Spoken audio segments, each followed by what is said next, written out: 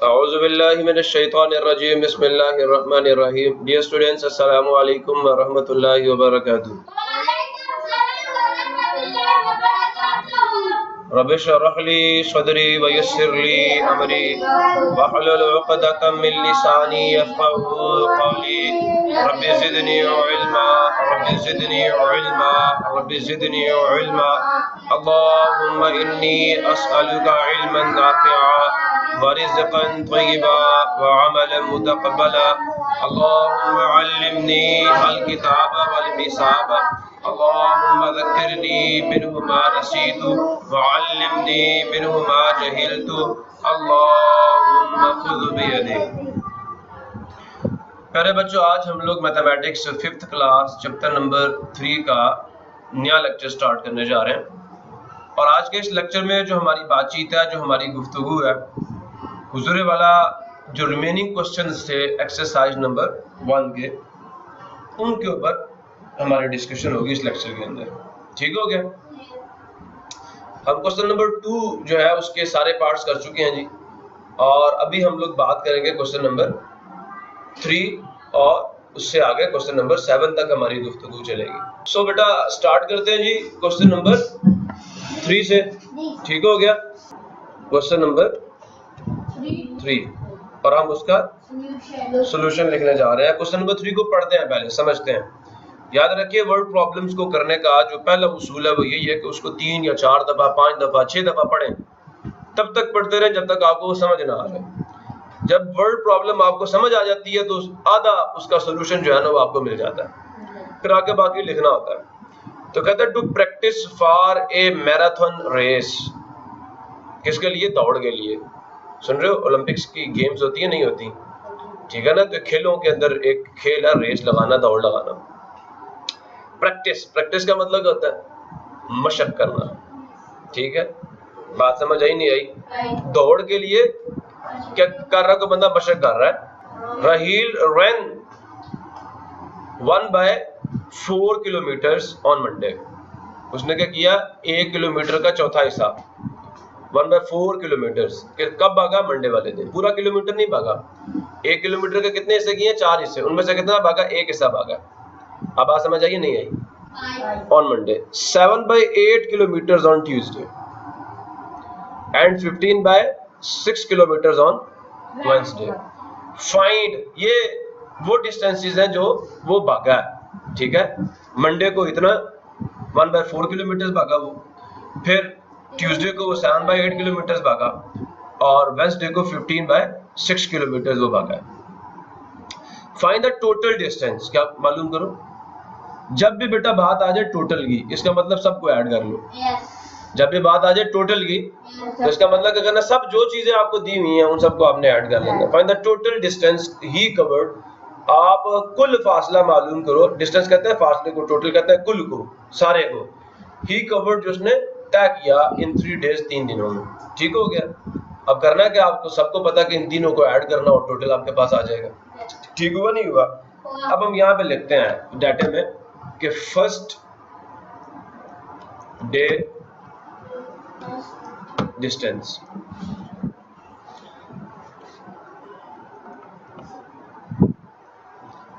कितना distance first day move किया? 1/4 kilometre. ये स्मॉल के और साथ में स्मॉल एम डाल रहा हूं, इसका मतलब किलोमीटर्स होता है। ठीक है, इसका मतलब क्या होता है? किलोमीटर्स होता है। उसके बाद ये 7/8 किलोमीटर सेकंड डे मूव किया, या फर्स्ट डे की जगह पे आप क्या लिख दें? इसकी जगह पे आप मंडे लिख दें। क्या लिख दें? Monday distance. फिर क्या जी? ट्यूसडे। कितना डिस्टेंस है ट्यूसडे वाले दिन? That is 7/8 kilometres.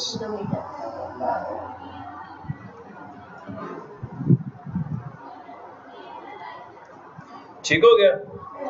नेक्स्ट क्या जी? 15/6 किलोमीटर्स। कब? वेंसडे को। कब? हाँ, वेंसडे को।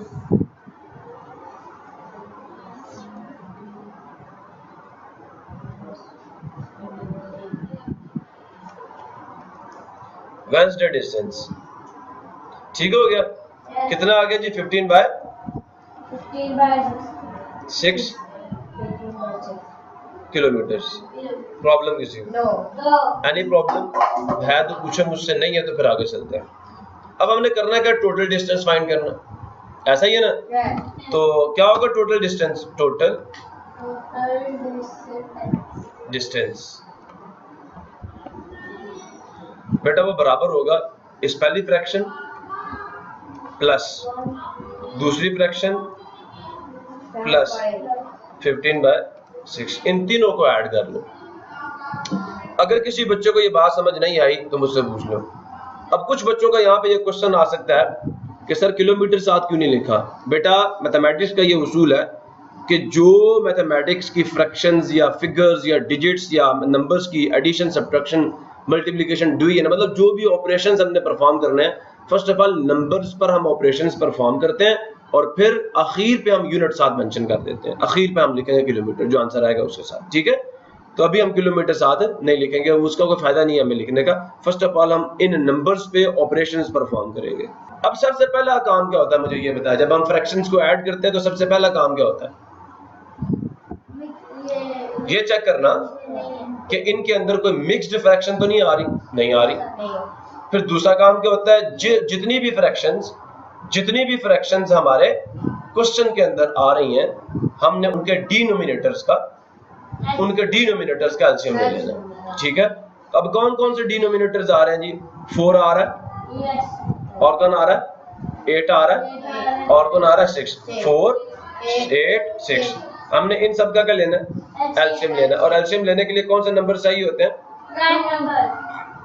कौन से नंबर चाहिए होते हैं? Prime number, 2 3 5 and so on. समझ आया नहीं यार? अब ये सारे के सारे नंबर्स हम देखेंगे, क्या ये फर्स्ट डिवाइजर 2 पे जाएंगे? नहीं जाएंगे।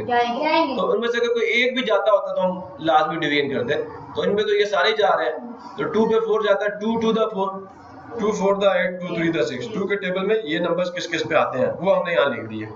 अब 2 के टेबल में फिर देखे कोई और जा रहा है, बिल्कुल जा रहा है, 2 भी जा रहा है, 4 भी जा रहा है, 3 नहीं जाता, ना जाए।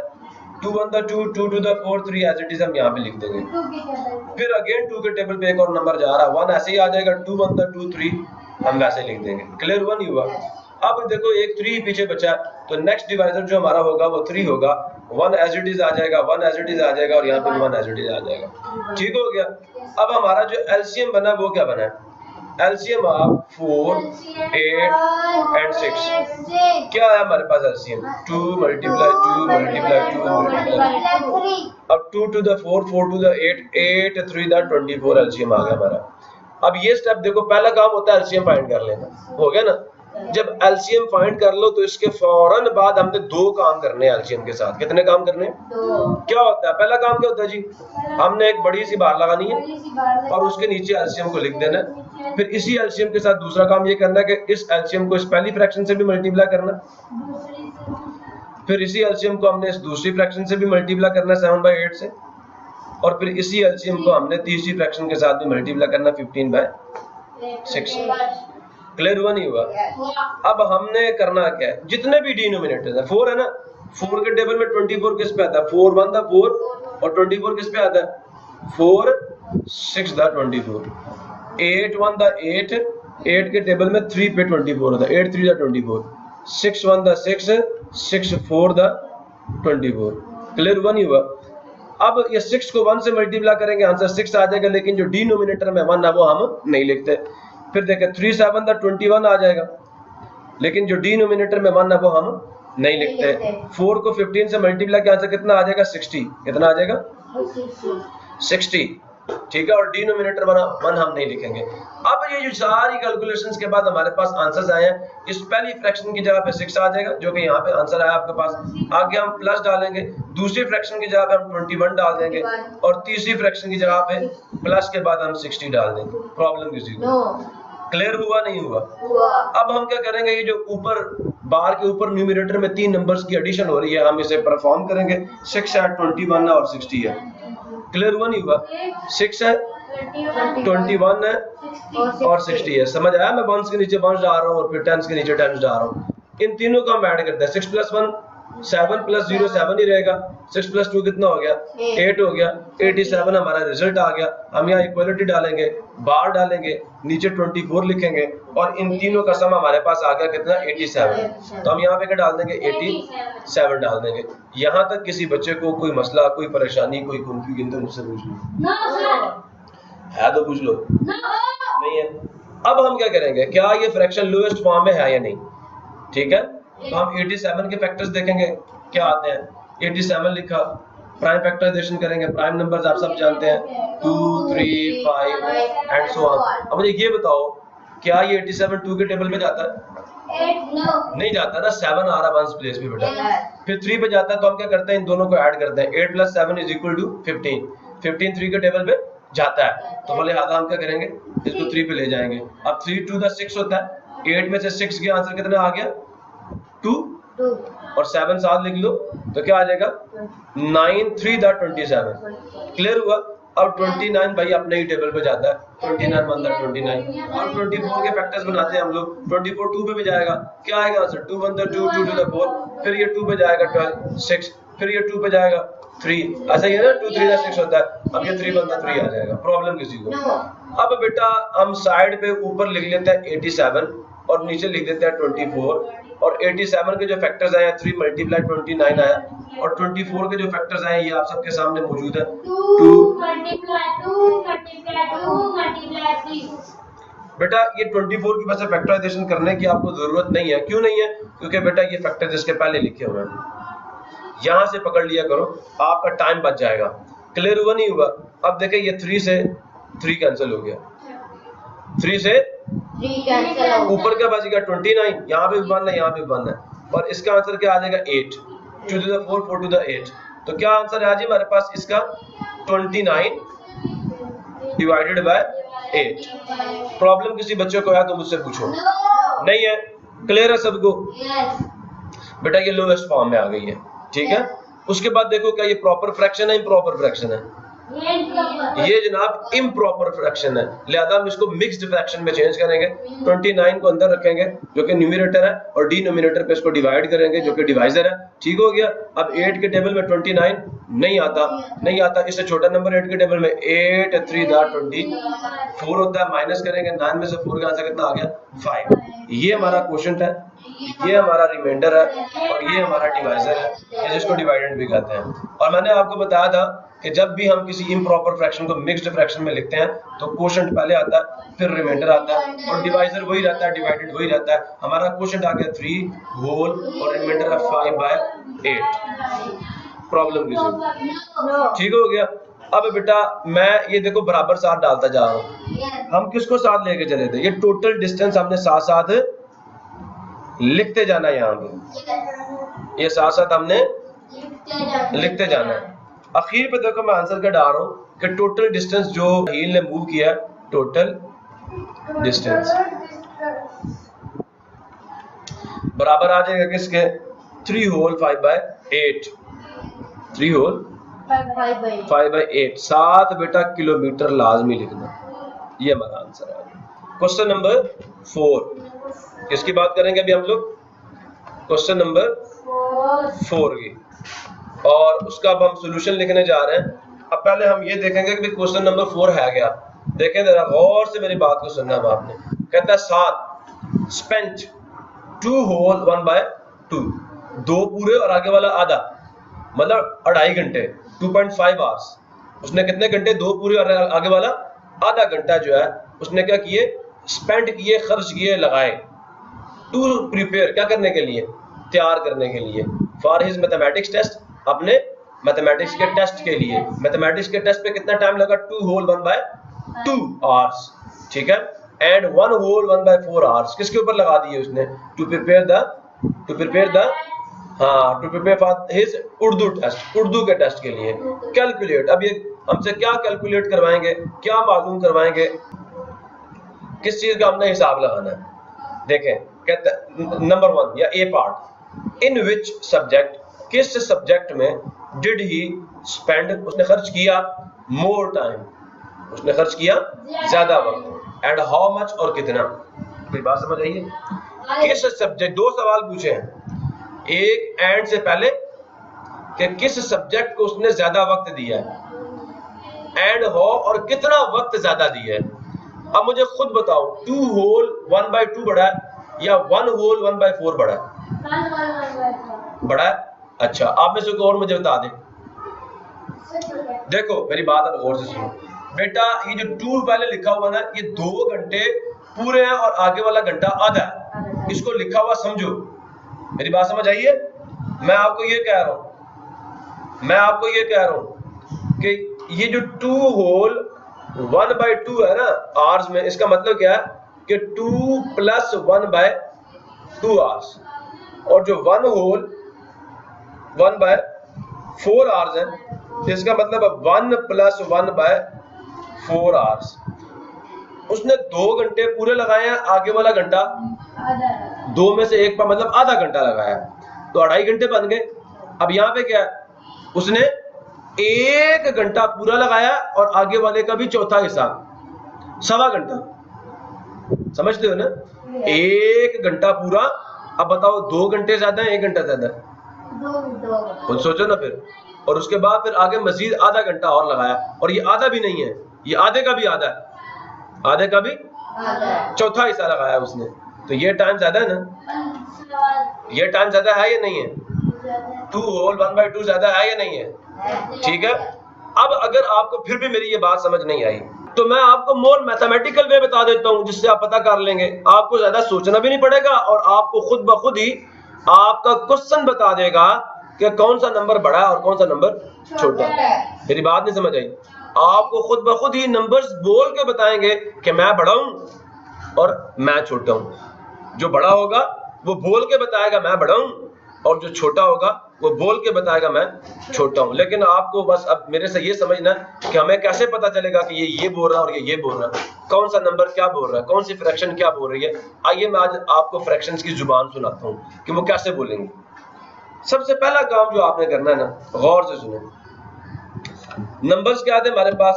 2 होल 1/2, और दूसरा नंबर क्या था हमारे पास? 1 होल 1/4। आपने करना क्या है, दोनों को देखो, दोनों मिक्स्ड फ्रैक्शंस हैं, दोनों क्या हैं? तो स्टेप 1 ये कर लें कि आप इनको इम्प्रॉपर फॉर्म में चेंज कर लें। क्या कर लें? इम्प्रॉपर फॉर्म में चेंज कर लें। वो आप सबको पता है, इस 2 को इस 2 से मल्टीप्लाई करेंगे और 1 उसमें ऐड करेंगे। मैंने ये कहा 2 × 2 आंसर आ गया 4, और ये 1 अब आप इसमें ऐड करें, आंसर क्या आ जाएगा? 5। अब ये जो फ्रैक्शन है ये हमारे पास किसके बराबर आ जाएगी? इसका डिनोमिनेटर तो 2 ही रहेगा और जो न्यूमरेटर बनेगा वो 5 बन जाएगा। इस फ्रैक्शन को भी हम कन्वर्ट करते हैं, 4 को 1 से मल्टीप्लाई करेंगे, 4 × 1 आंसर आ गया 4, और उसमें फिर हम 1 ऐड करेंगे, आंसर आ जाएगा 5। लिहाजा इसका डिनोमिनेटर तो 4 ही रहेगा, इसका न्यूमरेटर भी आ गया 5। बेटा 2 फ्रैक्शंस उस वक्त तक कंपेयर नहीं हो सकती। अब मैंने क्या बात कही है कि 2 फ्रैक्शंस का हम उस वक्त तक मुकाबला नहीं कर सकते, ये जानने के लिए कि कौन सी बड़ी है कौन सी छोटी है, जब तक दोनों फ्रैक्शंस के डिनोमिनेटर्स सेम ना हो। उसूल दोबारा से समझ लो, रूल दोबारा से समझ लो। ये मैं रूल आपको बता रहा हूं। रूल क्या है? रूल ये है कि 2 फ्रैक्शन तब तक कंपेयर नहीं हो सकती, उनका मुकाबला नहीं हो सकता जब तक दोनों के डिनोमिनेटर सेम ना हो। जब दोनों के डिनोमिनेटर सेम होंगे तब हमें पता चलेगा कौन सी फ्रैक्शन बड़ी है कौन सी फ्रैक्शन छोटी है। ठीक हो गया? मेरी बात गौर से सुनना। 2 फ्रैक्शंस विद सेम, क्या कह रहा हूं मैं? With same denominators can be compared, can be हम उनका कंपैरिजन कर सकते हैं। किस लिए कंपेयर कर सकते हैं? can be compared to know which fraction is greater। समझ आ गया? दो फ्रैक्शंस विद सेम डिनोमिनेटर, इस बात को समझो। एक ही डिनोमिनेटर वाली फ्रैक्शंस को हम कंपेयर करके पता कर सकते हैं कौन सी बड़ी है कौन सी छोटी है। कैन बी कंपेयर्ड, उनका मवाजना किया जा सकता है, कैन बी हो सकता है, कंपेयर मुकाबला, मवाजना, टू नो जानने के लिए, नो का मतलब होता है जानना, विच कौन फ्रैक्शन कसर इज है ग्रेटर बड़ी। अगर डिनोमिनेटर सेम नहीं है ना फ्रैक्शंस के, हम बता ही नहीं सकते कौन सी फ्रैक्शन बड़ी है कौन सी फ्रैक्शन छोटी है। उसूल समझ आ गया? अब देखो बेटा, इन दोनों का डिनोमिनेटर सेम है, नहीं है ना? नहीं है ना? स्टेप 2 में हम क्या करेंगे, मुझे खुद बताओ। जब डिनोमिनेटर सेम ना हो हम क्या करते हैं? एलसीएम लेंगे। भूल गए सारे? इन दोनों का एलसीएम लो, इन दोनों का एलसीएम लो। किसका? 2 और 4 का। ठीक है, मेरी बात समझ आ रही है नहीं आ रही? हम क्या करेंगे? 2 और 4 का एलसीएम लेंगे। लेते हैं जी एलसीएम इन दोनों का। लिखा 2, लिखा 4, लिखेंगे प्राइम नंबर्स। सुन रहे हैं बेटा? 2, 3, 5, 7 एंड सो ऑन। मुझे जरा जल्दी से बताओ, क्या 2 के टेबल में जाते हैं? 2 1 2 2 2, फिर 2 पे जाएंगे, 2 1 2। क्लियर हो गया? मसला हो किसी को? बेटा एलसीएम क्या आ गया जी? बोलो ना भाई।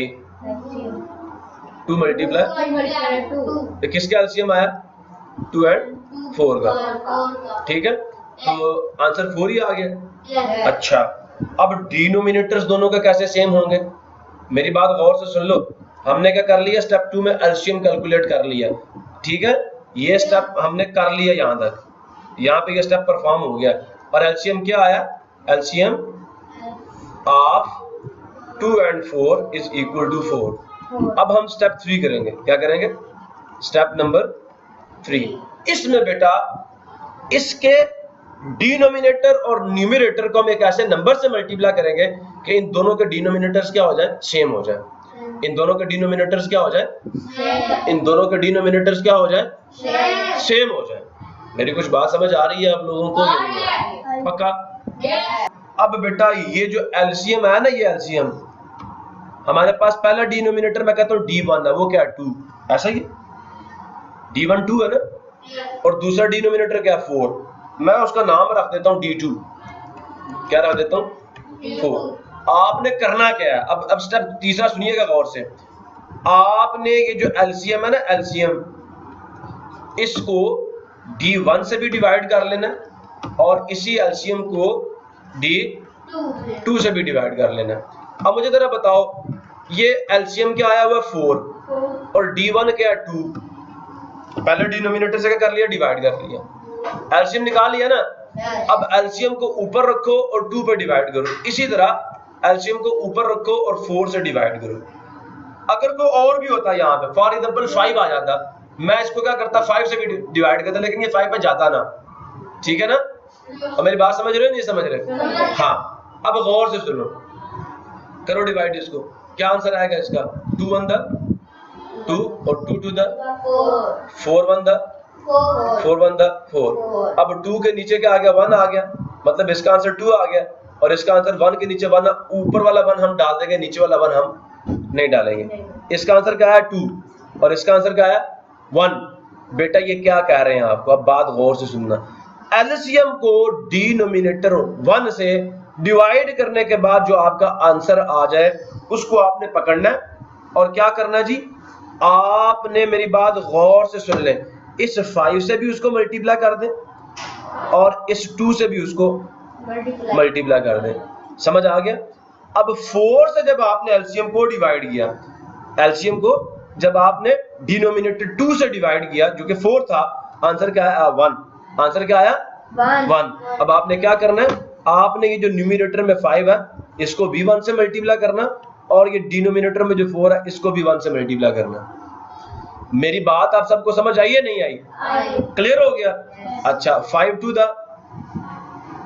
अरे भाई बोलो, 10, 2 2 द 4, 5 1 द 5, 4 1 द 4। अब मुझे ये बताओ, ये जो आपकी फ्रैक्शन थी और ये जो आपकी फ्रैक्शंस थी, देखो क्या इन दोनों के डिनोमिनेटर सेम नहीं हुए?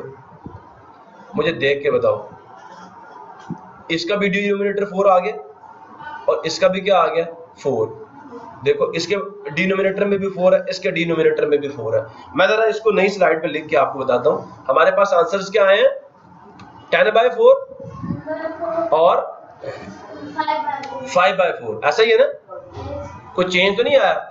अच्छा बेटा, जब दोनों का डिनोमिनेटर सेम हो जाए अकॉर्डिंग टू दिस रूल जो मैंने आपको साइड पे लिख के दिया, अकॉर्डिंग टू दिस रूल जब दोनों के डिनोमिनेटर सेम हो जाए, अब मैं आपको रूल 2 लिख के दे रहा हूं।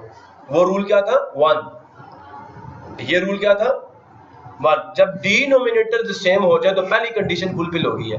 अब हमने निकालना रिजल्ट। रूल नंबर 2 है, वो क्या कहता है जी, रूल नंबर 2 कहता है कि a fraction with greater numerator is greater. याद रखना, लिख के दे रहा हूं, 2 फ्रैक्शंस, 2 फ्रैक्शंस या 2 से ज्यादा भी हो सकती हैं, 2 और मोर, 2 या 2 से ज्यादा फ्रैक्शंस विद साथ किसके, सेम डिनोमिनेटर्स, सेम। मेरी बात समझ आ रही नहीं आ रही, क्लियर हो गया। Fraction with greater, fraction with greater numerator is greater. इसका मतलब क्या है समझो, 2 फ्रैक्शंस या 2 और मोर फ्रैक्शंस, 2 या 2 से ज्यादा फ्रैक्शंस विद साथ सेम डिनोमिनेटर, जिनके डिनोमिनेटर्स क्या हो सेम, का मतलब एक जैसे। ये देखो दोनों के डिनोमिनेटर सेम है ना, पहली बात पूरी हुई नहीं हुई? अब दूसरी बात चेक करो, फ्रैक्शन विद ग्रेटर न्यूमरेटर, किस फ्रैक्शन का न्यूमरेटर ग्रेटर है, इसका या इसका? देखो इसका न्यूमरेटर 10 है, इसका न्यूमरेटर 5 है। देखो दोनों के डिनोमिनेटर्स क्या है, सेम है। डिनोमिनेटर सेम हो तो अब हम पता कर सकते हैं कौन बड़ी है कौन छोटी है।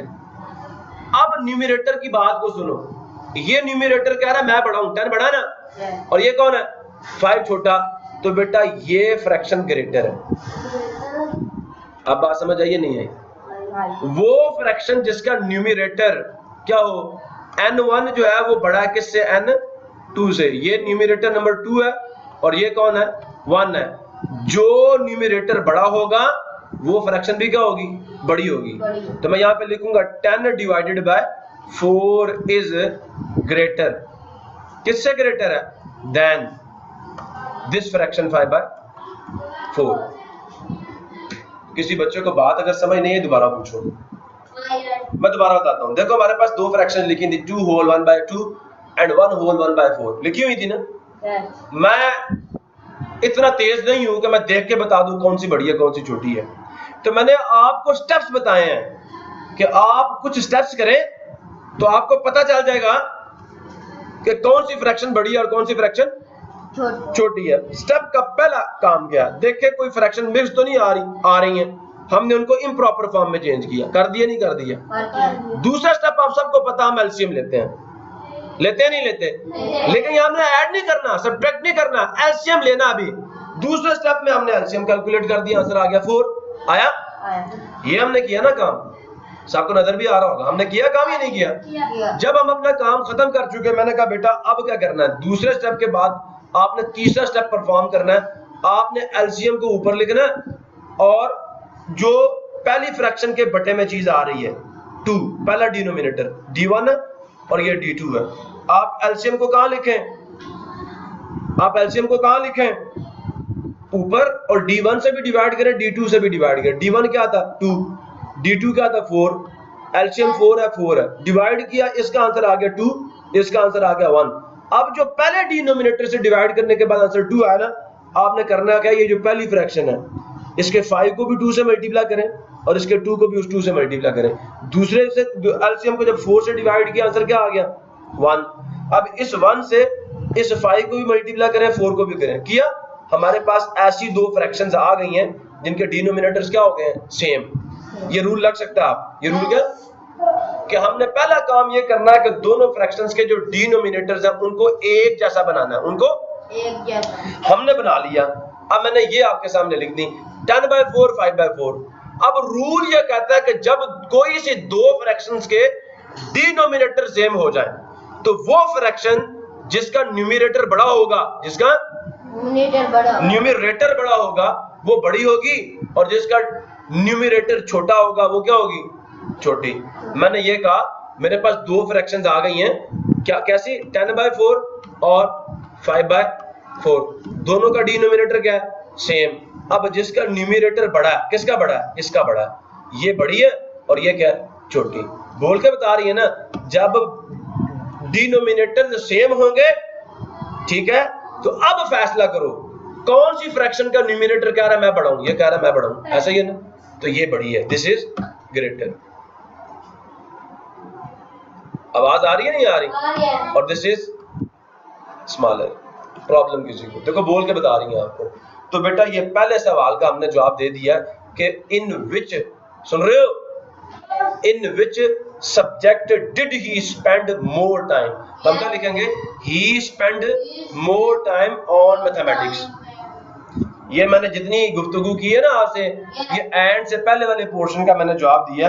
अच्छा ये एक बात बताओ आप, ये जो 10/4 आपने लिखा हुआ है, 10/4 ये किसका आंसर आया था, सोचो, ये 10/4 किसका आंसर आया था, पहले का नहीं आया था आंसर, 10/4 किसका आंसर आया, 2 होल 1/2 का आया था ना, तो इसका मतलब ये 2 होल 1/2 बड़ा किससे, 1 होल 1/4 से। समझ आया नहीं आया, क्लियर हुआ नहीं हुआ। अब आपने कहना है कि he spend more time on mathematics, पहले सवाल का ये जवाब, पहले सवाल का ये जवाब, ठीक है, ऑन मैथमेटिक्स। पहले सवाल का जवाब मिला नहीं मिला, अब मैं ये लिख के दूंगा आपको आखिर में। लेकिन दूसरा सवाल जो उन्होंने ए पार्ट में पूछा, कहता हाउ मच, कितना, कितना ज्यादा वक्त उसने लगाया, तो आपको ये तो पता चल गया कि ये बड़ा और ये छोटा है।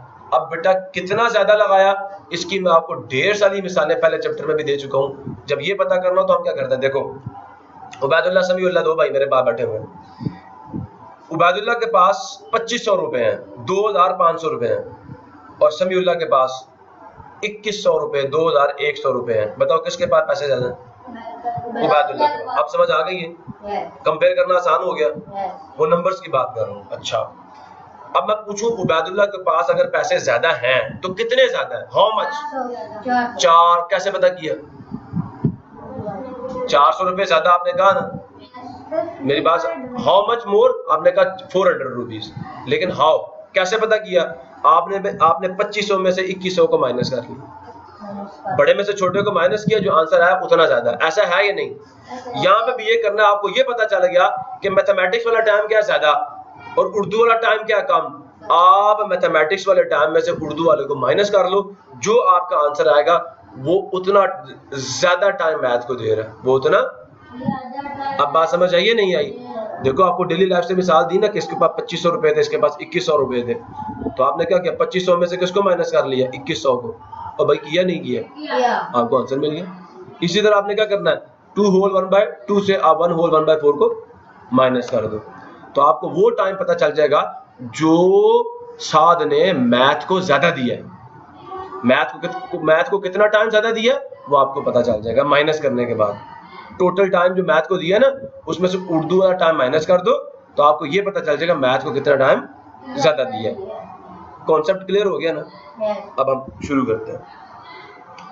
तो अब हम यहाँ से अपना सोल्यूशन स्टार्ट करते हैं। अभी तक तो डिस्कशन हुई थी कोई सी दो फ्रैक्शंस को कंपेयर कैसे हम बता सकते हैं, कोई सी दो फ्रैक्शंस को कंपेयर करके हम कैसे बता सकते हैं कि कौन सी फ्रैक्शन बड़ी है और कौन सी छोटी है।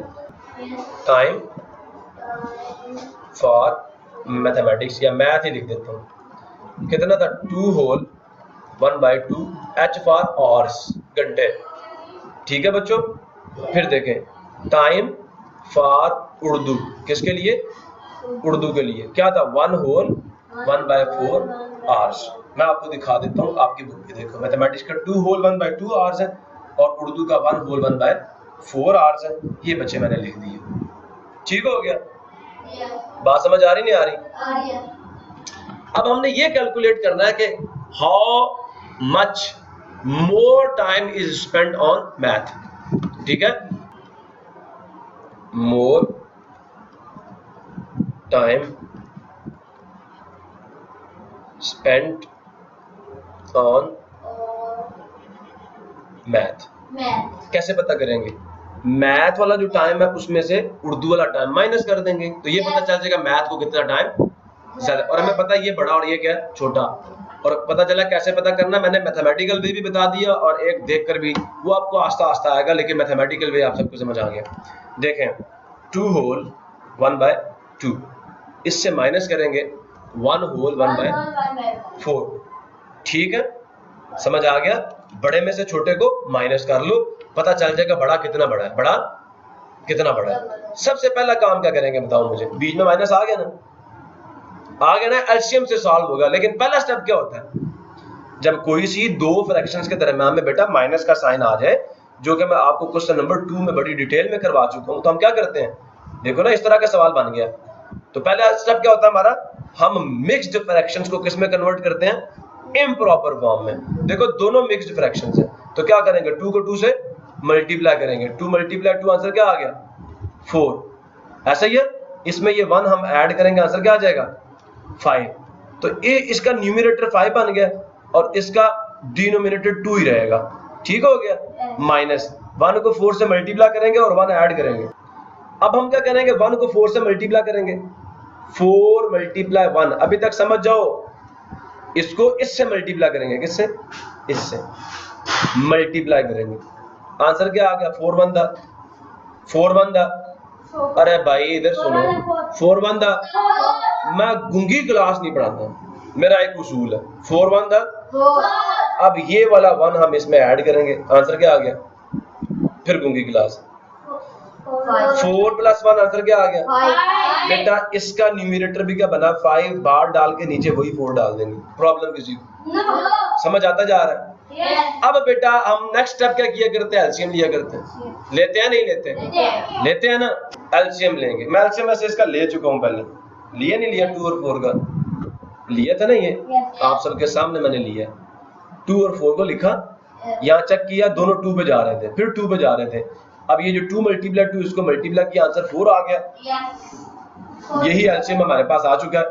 अब जब एलसीएम आ जाए तो दो काम करते हैं, इक्वल लिख के बाहर डालते हैं, 4 लिखते हैं, और इसी 4 जो कि एलसीएम है उसको मल्टीप्लाई करते हैं पहली फ्रैक्शन से 5/2 से, फिर उसी 4 को मल्टीप्लाई करते हैं 5/4 से भी. याद आया कुछ? अब 2 1 दा 2, 2 2 दा 4, 4 1 दा 4, 4 1 दा 4.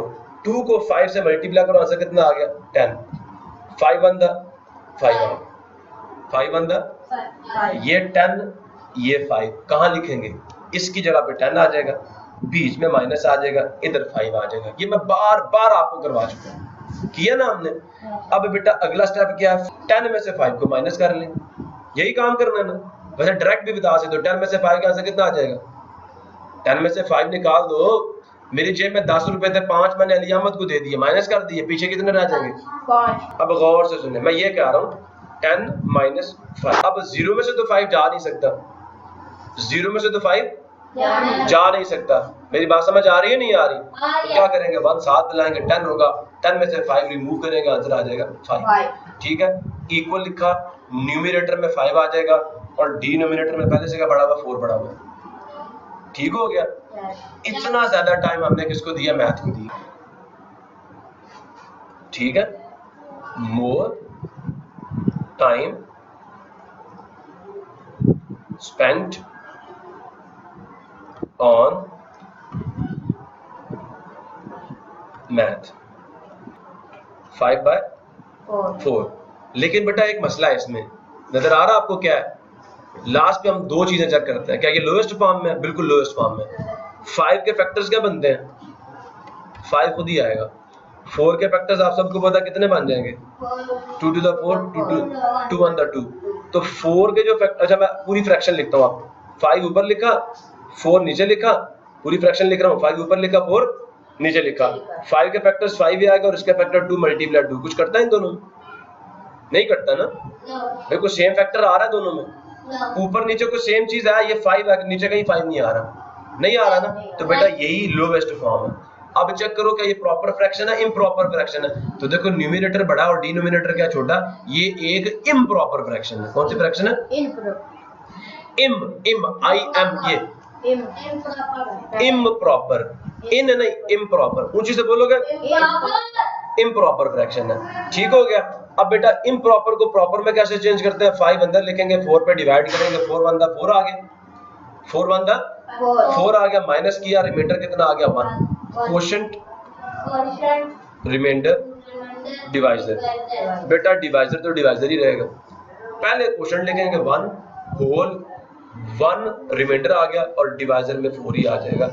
ये बेटा आर्स में हमारा आंसर है। मेरी बात गौर से सुनिए, ये मैं ए पार्ट का आंसर लिख रहा हूँ। किसका answer of A part? Answer of A part क्या है कि 1 होल 1/4 आर्स, ठीक है, या 1 whole 1/4 more time is spent on math. मसला किसी को नो, ए का जवाब मिल गया। अब हम जरा बी को पढ़ते हैं कि बी में हमसे क्या पूछ लिया जी। कहता how much time did he spend studying all together. बेटा गौर से सुनना, टोटल कहे या ऑल टुगेदर कहे, दोनों का मतलब सेम है, दोनों का मतलब सेम है। कुल कितना वक्त उसने सर्व किया है दोनों सब्जेक्ट्स पे। तो कुल कैसे कैलकुलेट करते हैं? टोटल दोनों को ऐड करके प्लस करके। समझ आया नहीं यार? तो अब हम बी पार्ट का भी सॉल्यूशन निकालेंगे। किसका? सुन रहे हो ना? देखो कैसे निकालेंगे। हम लिखेंगे टोटल, ऑल टुगेदर की जगह पे टोटल डाल दो, टोटल टाइम स्पेंड। ठीक है, एनी प्रॉब्लम? नो। अब टोटल टाइम कैसे निकालेंगे? हमारे पास जो दो नंबर्स गिवन है, कौन कौन से? 2 होल 1/2 एंड 1 होल 1/4। इन दोनों को हम जमा कर लेंगे। क्या करेंगे? जमा। 2 होल 1/2 प्लस 1 होल 1/4, इन दोनों को हम जमा कर लेंगे। तो पहला स्टेप क्या होता है? जब ऐड करना होता है तब क्या करते हैं? पहले मिक्स्ड फ्रैक्शंस को इम्प्रॉपर फॉर्म में चेंज करते हैं। ये मैं भी आपको पिछले सवाल में भी करके दे चुका हूं, वही सारे स्टेप्स हैं। ठीक है, लेकिन अब जहां पे माइनस था वहां पे क्या प्लस है। ठीक है, देखे जरा गौर से सुनिए। 2 to the 4, 4 + 1 कितना हो गया? 5। मैं ये कह रहा हूं 2 को 2 से मल्टीप्लाई किया, आंसर आया 4, उसमें ये 1 ऐड किया, आंसर 5 आ गया, डिनोमिनेटर में 2 ही रहेगा प्लस। फिर इस 1 को इस 4 से मल्टीप्लाई करेंगे, 4 1 दा 4 प्लस 1, आंसर क्या आ गया ऊपर 5 और डिनोमिनेटर में 4 ही रहेगा। अब बेटा फिर क्या करेंगे? एलसीएम लेंगे। एलसीएम हमने पीछे वाले सवाल में लिया, क्या आया था एलसीएम? 4 लिया था ना। ये देखिए 2 और 4 का एलसीएम लेना है। तो पहले दोनों 2 पे जा रहे थे, फिर 2 पे जा रहे थे, फिर 2 पे जा रहे थे, लिहाजा हमारे पास जो एलसीएम आया 2 को 2 से मल्टीप्लाई किया, आंसर क्या आ गया 4। और मेरी बात समझ आई है आप सबको? लिहाजा हमारा जो इन दोनों का एलसीएम है, एलसीएम ऑफ 2 and 4 इज 4। अब क्या करेंगे? बड़ी सी बात डालेंगे, यहाँ पे 4 लिखेंगे और इसी 4 को दूसरा काम क्या है? मल्टीप्लाई करेंगे 5/2 के साथ भी, और 4 को मल्टीप्लाई करेंगे 5/4 के साथ भी। अब कैंसिलेशन करेंगे। समझ आया? 2 1 2, 2 2 4, 4 1 4, 4 1 4। समझ आया नहीं? 2 5 10 आ गया और 5 1 5 आ गया। और जो बटे के नीचे 1 था, डिनोमिनेटर में 1 थे, वो हम नहीं लिखते। यहाँ पे क्या आ जाएगा? 10 प्लस इसकी जगह पे क्या आ जाएगा? 5। अच्छा बताओ 10 + 5 कितना होता है? 10 + 5 करना है, या यूं कर लो 10 + 5, 0 + 5 5 आ गया, आगे 1 एज इट इज आ जाएगा। आंसर क्या आ गया? 15। आंसर क्या आ गया? 15। आंसर क्या आ गया? 15। और 4 वैसे ही नीचे आ जाएगा। मसला किसी को? नो। अभी भी बेटा ये लोएस्ट फॉर्म में। कैसे? अगर हम 15 के फैक्टर्स लिखते हैं तो ये 3 पे जाएगा, 2 पे नहीं जाएगा। ठीक हो गया? 3 5 दा 15, 5 1 दा 5। हमारे पास जो डिनोमिनेटर में 4 है, उसके फैक्टर्स हमारे पास क्या आते हैं जी? 2 2 दा 4, 2 1 दा 2। दोनों में कुछ कॉमन आ रहा है? कुछ भी कॉमन नहीं आ रहा। 3 नहीं है, 4 नहीं है दोनों में। तो हमारे पास ये जो फ्रैक्शन आई है, कौन सी? 15/4, ये एज इट इज साथ चलता रहेगा। ठीक है,